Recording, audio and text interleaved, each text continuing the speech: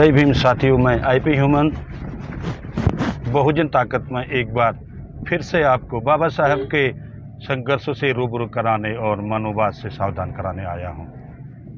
दोस्तों, ये ऐसा मिशन है जहां पर हर कदम पर पग पग पर आपको परीक्षा देनी होगी और अपने आप को साबित करना होता है। अम्बेडकरवादी होना मामूली बात नहीं है, क्योंकि अम्बेडकरवाद इस देश की सड़ी हुई सदियों से परंपरा के खिलाफ है, उस अंधविश्वास के खिलाफ है जिसके दलदल में यहाँ का समाज सदियों से दबा हुआ है, घिरा हुआ है। उस लड़ाई को लड़ना साधारण व्यक्ति के बस की बात नहीं है। इसके लिए बाबा साहब की तरह दृढ़ संकल्प और अडिग, निडर और तर्कशील होना जरूरी है। दोस्तों, तो ये बात मैं आपसे क्यों कह रहा हूँ, क्योंकि मैं ऐसे लोगों से मिलता हूँ कि जो सनातनी होते हैं और कट्टर हिंदुत्व की बात करते हैं। और आप जितना, मैंने पहले ही कई वीडियोज़ में आपको बताया कि जब आप जितने हिंदुत्व की जितनी आप गहराई में जाओगे, वहाँ उतना बुद्धत्व गायब होगा, वहाँ उतना बंधुत्व गायब होगा और वहाँ उतनी असमानता की खाई नज़र आएगी, वहाँ उतनी विषमता की खाई आपको नज़र आएगी।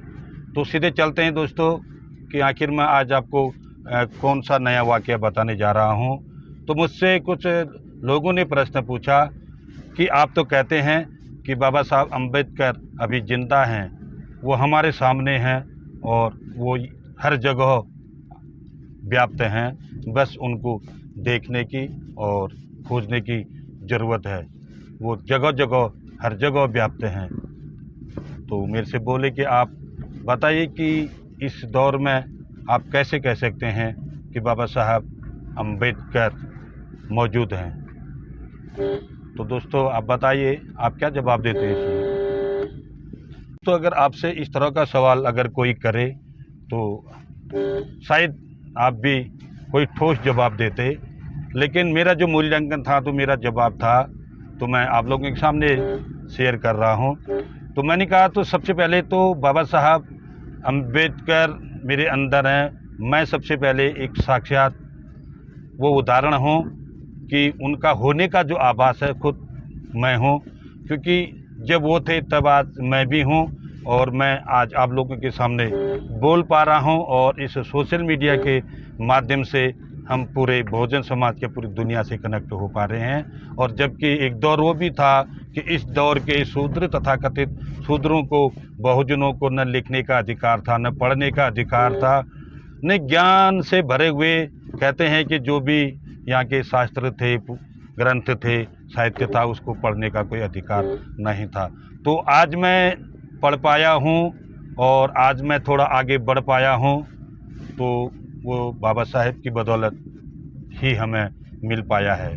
तो बाबा साहब को अगर ढूंढना है तो बाबा साहब शिक्षा पर जिंदा हैं। बाबा साहब को देखना है तो संविधान की ओर देखो। बाबा साहब को ढूंढना है तो संसद की ओर नजरें गाड़ो। बाबा साहब को ढूंढना है तो मंदिर का रास्ता नहीं, स्कूल का रास्ता ढूंढो। और बाबा साहब को अगर ढूंढना है तो बिखरना नहीं, संगठन की ओर बढ़ो। और बाबा साहब को अगर ढूंढना है तो शिक्षित बनो। बाबा साहब को अगर देखना है तो संगठित रहो। और बाबा साहब को अगर पाना है तो आप की बात करो, स्वतंत्रता की बात करो, बंधुत्व की बात करो और बुद्धत्व की बात करो। तो मेरा दोस्तों, इस उत्तर को सुनकर वो सनातनी लोग वाकई में हैरान तो हुए होंगे, लेकिन मेरे जवाबों से वो काफ़ी प्रभावित हुए। और वास्तव में उन्होंने कहा कि व्यक्ति किसी